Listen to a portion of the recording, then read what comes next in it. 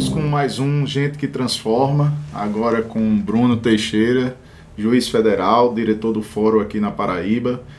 Bruno, tenho consciência que você tem inovado muito lá na vara e na todo o fórum, e eu percebo que as pessoas não conhecem a trajetória do juiz federal Bruno Teixeira. Era importante e é importante, com esse canal que nós criamos, o Gente que Transforma, que você pudesse contar um pouco a sua trajetória, até chegar onde você chegou, como é que você começou a pensar em ser juiz federal, qual foi os caminhos que você trilhou? Eu vou voltar um pouco mais do que o início da minha trajetória profissional, mas de forma resumida e rápida. Eu, na verdade, assim, eu nasci em uma família que tinha condição financeira. Meu pai, assim, quando eu nasci, minha infância, minha adolescência, meu pai tinha bastante condição e eu, de fato, estudei nas melhores escolas, eu tinha realmente uma condição financeira boa, muito boa. Mas, no terceiro ano de colégio e primeiro ano de faculdade, meu pai era empresário, ele faliu, simplesmente faliu. Assim, de muita coisa que tinha, a gente passou a ser sustentado pela família, né? Então, assim, eu sempre fui de estudar muito, sempre estava ali, acho que desde que eu me entendo por gente, primeiro, segundo turma e tal. Mas, nesse momento, exatamente porque a minha situação de vida se dramatizou um pouco, eu acho que eu, assim, vi com muito mais necessidade, certo? A minha disposição para estudar, né? Eu sempre digo o seguinte, que toda genialidade é precedida de muito esforço, né? Não existe nada que você conquiste, que você brilhe depois se não tiver esforço. Então, assim, talvez esse episódio, eu repito, eu sempre estudei, nunca fiquei em recuperação, sempre estive ali entre os primeiros de turma, mas acho que esse episódio foi decisivo para eu dizer, agora, senão minha família precisa de subsistência, né? Então, a gente passou nessa época, nesse período, a ser sustentado, inclusive, por familiares, por pessoas conhecidas, por amigos e por familiares especialmente. E aí, por que eu digo isso? Só para dizer que, talvez minha trajetória não tenha se antecipado tanto se não fosse isso aí. Talvez, não sei. Mas o fato é que já na faculdade, por conta disso, eu via, é o livro que vai me tirar. Eu não tinha outra habilidade, não queria comércio, meu pai era do comércio, estava em pleno curso de Direito. E, repito, não tinha nenhuma outra habilidade. Eu lembro de um episódio que me marcou, no auge da crise do meu pai. Eu estava, a casa do meu pai tem um sótão, e eu estava com minha irmã, você conhece minha irmã. E a gente estava lendo, e a gente ouviu meu pai descer da escada e fazer um lamento, que dizia respeito exatamente à condição financeira. Eu não sei propriamente, não vou lembrar propriamente o que era, mas era um lamento. E aí, esse momento, a gente estava estudando, eu olhei para minha irmã, eu olhei para mim, nesse momento eu vi, a minha única saída vai ser o livro, a única saída, porque, repito, eu não tinha nenhuma habilidade, não tinha nem ideia de onde é que eu vou me sustentar. Então, ali, isso foi uma chave. Me fez dramatizar muito o fato de que eu preciso, de todo jeito, me esforçar, né? De toda forma me esforçar. E pronto, e a partir de então, assim, eu não relaxava. Assim, eu era o tempo todo voltado a estudo, o tempo todo voltado. Claro que eu tentava equilibrar na faculdade, tinha vezes da faculdade eu ia, etc. Mas, assim, com muito mais, assim, talvez uma responsabilidade muito maior do que outras pessoas. E algo um pouco também com um pouco mais de peso. Exatamente porque eu tinha uma condição financeira boa, quando você perde é diferente. Verdade. Da situação de você nunca ter tido, né? Verdade. Então aí que eu realmente me voltava. Então, por isso, no quarto ano de Direito, eu ouvi falar de um concurso do Ministério Público do Ceará, que estava para abrir o edital. Esse concurso, na época, estava entre os dois mais difíceis do Brasil. Era o MP do Ceará e o MP de Minas. E aí, especialmente porque era uma carreira consolidada, mas não só por isso, porque era a época o mais alto salário do serviço público brasileiro. É como se fosse hoje o salário de ministro do STF. Não tinha tanto essas balizas lá, com eleitoral, com tudo, você recebia o teto salarial. E aí foi feito. Eu tive que entrar com mandato de segurança, para fazer a prova, porque na época o STJ hoje tem consolidado a jurisprudência no sentido de que basta você apresentar sua habilitação, sua formação em direito na posse. Na época não, entrei com mandato de segurança para poder fazer, fiz subjúdice. O fato é que o concurso durou meu 5º ano de faculdade, ou seja, eu era estudante ainda. E quando eu me formei, faltava prova oral. Então pronto, então foi assim, eu não tive tempo, assim, meu primeiro emprego foi o teto salarial brasileiro, e assim, eu saí de estudante sem nenhuma experiência profissional para o cargo de promotor de justiça. No Ceará. Então, assim, no Ceará. Então aí foi assim, o meu início de tudo, né? Então eu estava naquela situação, assim, já trabalhando num cargo que era desejado inclusive por mim, assim, eu também, assim, eu não tinha, digamos, essa diferenciação de querer, eu quero magistratura, Ministério Público, na época não. Eu, de fato, no decorrer do cargo do Ministério Público, eu senti uma necessidade, acho que talvez um gosto pela magistratura. Eu via certas coisas, e não é demérito nenhuma a profissão do Ministério Público, de promotor de justiça. E em quanto tempo você conseguiu... Atuava de promotor e ainda... Esse início eu nem pensava em fazer outro concurso. Eu, na verdade, eu cheguei lá e desisti. Assim, eu não queria mais concurso. Cheguei lá e defini minha vida, a época na minha cabeça. Né? Ou seja, eu desisti. Estava lá, estava alto. Repito, com mais alto salário. Na fronteira do Ceará com a Paraíba, ou seja, todo final de semana eu estava aqui, necessariamente, ou seja... Já estava casado? Ainda não. Eu estava noivo. Ainda não casado. Mas, na verdade, eu estava namorando, depois noivei. Acho que nesse decorrer. Mas o fato é que também próximo aqui, até próximo, não era no norte, não era lá no sul do país, ou seja, era perto. Então até isso me consolidou. Então assim, eu de fato deixei completamente de lado a ideia de fazer um outro concurso, né? E aí 2 coisas durante lá, assim, o meu tempo lá, cerca de 4 anos, porque isso foi de 2001 para 2002, eu entrei na magistratura federal em 2005. Mas, assim, 2 fatos assim, não isolado e outro, um fato isolado, aí me fizeram repensar. Primeiro, nesse tempo que eu estava lá, eu não criei gosto pelo Ceará. Eu ia para lá, abria um jornal, eu queria abrir um jornal aqui. Aí não tinha aquela internet, aquela facilidade, era jornal físico. Às vezes eu pegava o jornal físico, levava para lá. Assim, as coisas não me interessavam. E, especialmente, eu senti isso, uma sensação mesmo, senti pertencimento mesmo à cidade. A João Pessoa, que eu digo. Porque eu vinha para cá, eu ficava feliz, ia para lá, queria voltar para cá, o tempo todo querendo voltar para cá. Aí aqui eu pensei, lá eu conheço cada rua, eu sei onde eu dobrar, onde é que eu chego, eu sei onde estão as casas dos meus amigos, a casa de minha família. Então, não é meu lugar. E eu sabia que tinha perspectiva de uma ótima vida lá, com pessoas boas lá, mas foi uma situação de pertencimento. Repito, de não me apegar a nada de lá, política, cultura, história, de nada de lá me interessava, e em contraponto aqui tudo era o que me interessava. Então eu já sentia muito isso e já me incomodava. E o desejo pela magistratura surgiu nesse... Pronto, não, pronto. E durante esse período eu, algumas vezes, por isso que aí eu faço questão de dizer, eu tenho amicíssimos no Ministério Público, grandes amigos. Assim, nenhum demérito da profissão, é só uma questão de gosto mesmo. Muitas vezes eu queria mudar as coisas, queria fazer uma diferença e ficava na mão de juiz o resultado, né? Isso não é para todos os processos. Eu acho que vários processos, o promotor de justiça que tem uma gestão muito grande, muito decisiva, principalmente na questão da propositura da ação penal, ou seja, que ele é o titular da propositura. Mas em diversos processos, no final das contas, o juiz, me dá muito bem com os magistrados com os quais trabalhei, mas eu confesso que eu me frustrei muitas vezes. Isso aqui, sabe, o cara que decidiu e diferentemente do que eu pensava, diferentemente do que eu queria, né? E aí isso me consumiu. E também, né? E aí um episódio em si, num processo, eu acho que foi uma questão casual, uma alha mesmo, ou uma palavra um pouco mais pesada, em um azar mesmo, eu sofri uma ameaça de morte num processo específico de tráfico interestadual de drogas. E aí pronto, aí isso aí, só uma pessoa que, para resumir muito a história, eu fiquei escoltado, fiquei 1 ano e meio escoltado, para cima e para baixo com escolta lá, formal, uma escolta designada pela época uma procuradora-geral de justiça.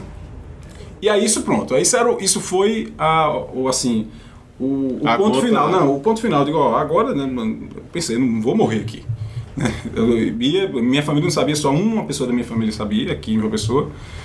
E pronto, eu digo, não, é agora. É agora que eu vou. Pronto. E aí isso foi, aí só reportando, fazendo uma conexão do outro ponto de gatilho para eu, assim, respirar o estudo e querer, ou seja, a todo custo passar. Que é uma coisa é eu decidir, outra coisa é eu, já naquela condição de vida, pronto, é perder meus finais de semana, o tempo que eu tinha com o estudo. Então, eu realmente fiz isso porque tinha mais esse drama aí na minha vida. E aí sim, e assim fiz. E aí pronto, e aí voltei a estudar. Repito, eu tinha parado completamente. Eu tinha uma base muito boa, tinha estudado muito. O curso de Direito eu fiz assim, de forma muito sólida, muito consolidada. E aí pronto, aí a retomada do estudo é muito diferente do início de um estudo, né? E aí pronto, aí estudei bastante, pronto. E graças a Deus passei para Magistratura Federal e em 2005 ingressei. E de forma pessoal, já que a gente fez a referência profissional, qual seria uma história transformadora que você considera, rapaz, a minha história que transformou minha vida foi essa? A gente já descobriu aí alguns pontos de transformação. Essas duas coisas simples aí, eu acho que, assim, que eu citei, transformaram por duas vezes, né? Tem alguma outra? Não, algo que eu tenho, que aí eu não vou pontuar, porque não é uma coisa, não é um episódio, não é uma situação. Mas é algo que eu acho que me transforma todo dia, que eu tenho que me trabalhar todo dia para não perder isso. Que é, por conta do volume do processo, que você sabe, todo mundo sabe, que o juiz encara todos os dias, a carga do processo do juiz brasileiro é muito maior do que a média mundial, é uma das maiores do mundo. Essa curiosidade hoje, quantos processos já estão nas suas costas aí? Não, pronto, olha, eu sou um dos que tem menos processos. Eu devo ter, assim, ativos 3.000 processos, né? Só vocês terem uma noção aí do que ele está falando. Mas volte à história da transformação. E aí, voltando, em que pese isso, essa quantidade de processos, esse volume de processo diário, semanal, mensal, anual, eu tento encarar cada drama humano que me chega através daquele processo como o mais importante de todos. Porque eu sei que ele é o mais importante para aquela pessoa lá. Eu sei que é. Talvez, exatamente pelo volume, pelos números que todo dia me chegam e até por às vezes, uma banalização do aqui você vê drama todo dia, você vê resolução de problemas todo dia. Às vezes, se você tem razões, digamos, elementos para se insensibilizar. Eu quero dizer isso. E aí eu tento, todo dia, que isso não aconteça. Eu tento encarar cada drama humano ali como único. Porque eu sei que é para aquela pessoa. Ou para a pessoa que vai ser presa ou vai ser solta. Ou para a criança que vai precisar de uma cirurgia para não morrer. Ou para uma criança que vai precisar de um medicamento cujo custo anual é de R$2 milhões por ano para sobreviver. Ou daquele que pede só uma aposentadoria de um salário mínimo, mas é o que vai fazê-lo sobreviver. Ou seja, aquele bem de vida é tão importante para ele quanto esse outro que eu relatei. Olha só, pessoal, eu vejo em Bruno, e eu vou falar assim, porque aqui a gente está falando de gente que transforma, algo específico que eu acredito que já leva como lição para todos nós, inclusive para mim. Um médico muitas vezes se acostuma com o seu local de trabalho, ou com a morte, ou com aquela situação. E aí o ensinamento de Bruno no seu dia a dia é fazer com que as suas peças que chegam de processos para ele seja tratado como um único.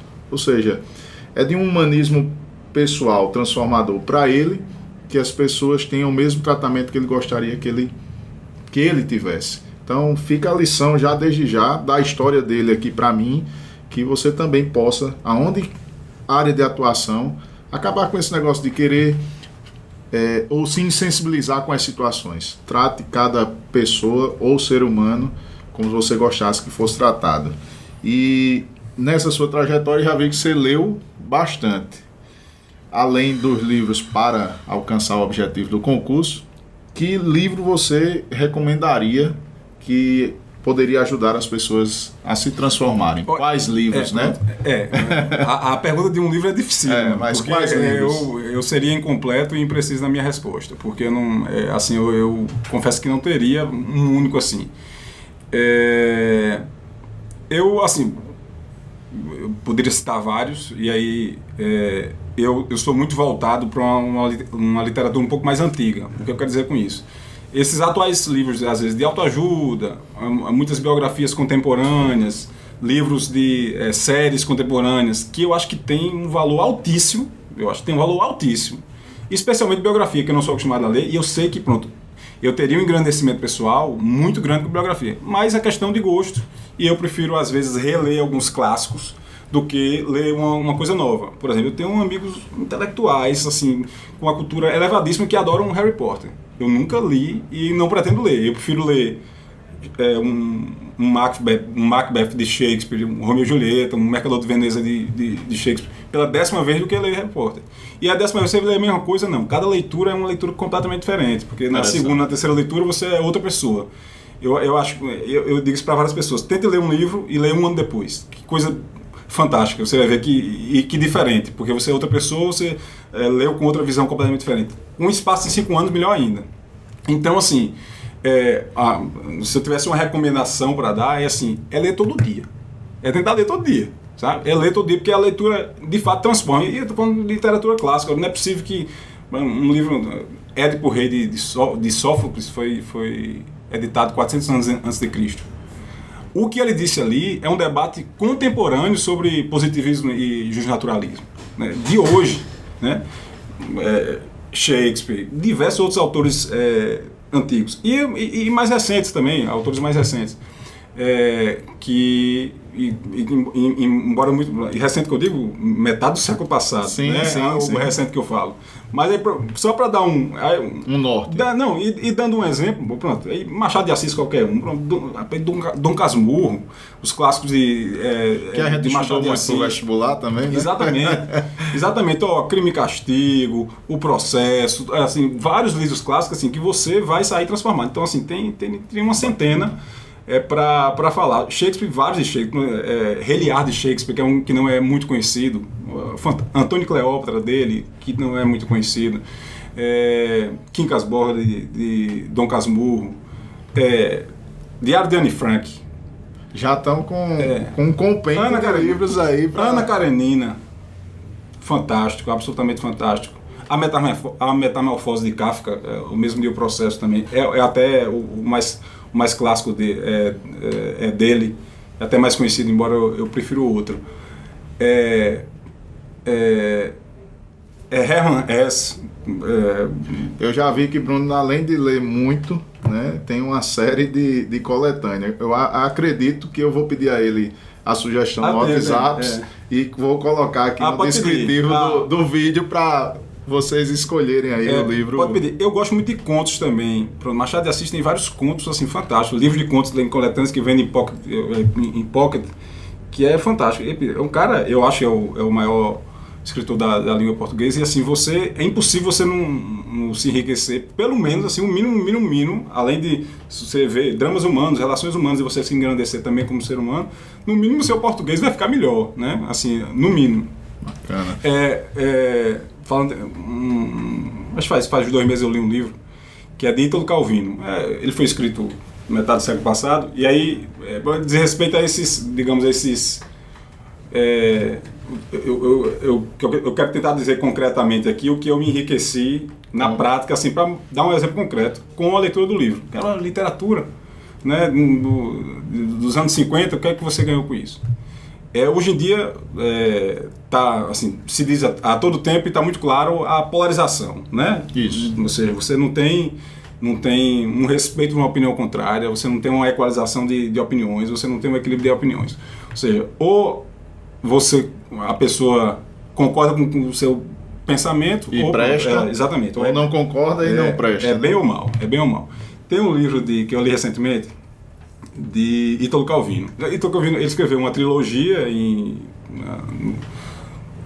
anos 50 mais ou menos, que é O Cavaleiro Invisível, O Barão das Árvores e O Visconde Cortado ao Meio. É isso que eu ia falar. O Visconde Cortado ao Meio, a história, basicamente, não vou dar spoiler, a história dele é um visconde que vai da guerra dos cristãos contra os turcos, e ele fica de frente a um canhão, e o canhão o acerta. Assim, dizendo, é uma escrita fantasiosa, alegórica. Não tem nada de realismo, não tem nada de histórico, não. Você vai ver o porquê. E aí ele perde metade do corpo. Metade. Ou seja, ele fica só sobrevivendo com metade do corpo. Por isso que eu disse que é fantasioso, né? E aí, essa metade do corpo fica perambulando, lidando com as pessoas. E eles é a metade ruim, absolutamente ruim dele. Então ele só vê o lado ruim das coisas. Só vê assim, o que está do ruim, só o julgamento dele que presta. Então todo mundo que passa pela frente dele e não concorda com ele, ele tenta prejudicar de alguma forma, né? Acaba que, eu acho que eu vou dar spoiler se eu passar daí, mas assim, há um confronto depois com o lado bom, né? Com o lado bom dele, que assim, exatamente seria o lado esquerdo, mas bem, o contexto da obra é esse aí, repito, eu vou dar spoiler se eu falar. Mas o que eu quero dizer com isso? As pessoas não aceitam a opinião contrária. Não aceitam. Você entrar em rede social, qualquer tipo de manifestação, qualquer tipo de episódio, é o bem e o mal. É um lado e o outro, assim, de você não enxergar. Quando o que você vê na prática, e isso aí a magistratura me ensinou também, a tentar sempre ouvir o outro lado. Porque Nietzsche tem uma frase interessante no livro Para Além do Bem e do Mal. Ele diz, onde está a verdade, onde tudo é interpretação, né?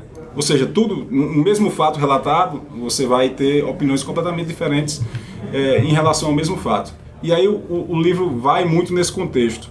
Assim, acho que quem lê, e é um livro fininho, assim, quem lê vai ver isso aí, vai perceber disso, olha, sempre tem sombra e luz, né? Tem uma frase de Nando Reis que ele diz assim, somos todos celestiais e infernais, né? Então, assim, sempre vai ter algo para você enxergar no outro que não necessariamente seja passivo de crítica, ou então, pelo menos, passivo de discussão. Hoje em dia, está polarizado de um modo que você não encontra um equilíbrio em quase nada. Em quase nada. Em tudo que se discute, tudo, cultura, política, futebol, qualquer coisa, você não tem uma opinião equalizada, não tem um equilíbrio, não tem uma... Bruno, você colocou uma deixa que a gente se encaminha para essa pergunta final, que é o pertencimento à cidade. Você vive em João Pessoa, trabalha em João Pessoa, teve sua filha aqui em João Pessoa, atua, né? Conhece os recantos de João Pessoa. Qual a sua visão da cidade para daqui a 10 anos? Como é que você gostaria, já que você tem um experimento não só de viajar aí fazendo as suas leituras, mas tem uma experiência de Brasil, de mundo muito grande. Qual seria a visão de Bruno para João Pessoa daqui a 10 anos? Acho que outra experiência de vida me fez enxergar isso melhor. Eu acho que a cidade, eu me ressinto muito na cidade no aspecto da acessibilidade. Acho que em fevereiro de 2017, acho que um pouco antes de eu assumir a direção do foro, eu torci o pé. Fiquei 3 meses com muleta. E aí só assim eu vi assim, o quanto a cidade não é acessível. Você não dá para ir para uma padaria, porque é uma calçada em cima da outra. Uma pessoa com cadeira de rodas nem se fala. Eu estou falando de muletas, né? Até uma clínica já com, digamos, mais nova, ou seja, já com uma previsão de acessibilidade melhor, mesmo assim uma dificuldade de você deixar seu carro de sair, de se levantar, em vários aspectos. A gente tenta muito lá na Justiça Federal ter esses olhos. A gente recebeu uma delegação da República Dominicana ano passado, que foi olhar nossas instalações em relação à acessibilidade. Então isso eu me ressinto muito. E outra coisa que eu me ressinto, quando eu fiz meu doutorado, eu morei em Portugal. Então, obviamente, eu vivi o país e outros próximos. Você não tem uma política pública assim, voltada exatamente para, aqui especialmente na capital e nem no estado, voltada com disposição, com consistência para a leitura, e para a cultura, e para estudo. Agora, você vê em Portugal, e eu falo de maneira totalmente, digamos, totalmente o que você desconectada de uma gestão política. Sim, de uma sim, gestão, sim. Tô falando. Por isso que eu estou dizendo, a visão de 10, isso, 15 anos. Perfeito. Em Portugal tem um Plano Nacional de Leitura, PNL. Você botar Ler Mais lá no .gov, está no site do governo português. É um projeto de leitura, de fomento, de incentivo à leitura, com feiras de livros, rodas de discussão, engajamento para a leitura, incentivo para a leitura. E para você ver, esse programa, ele dura ele começou em 2017, é 2017 a 2027. Ou seja, são 10 anos.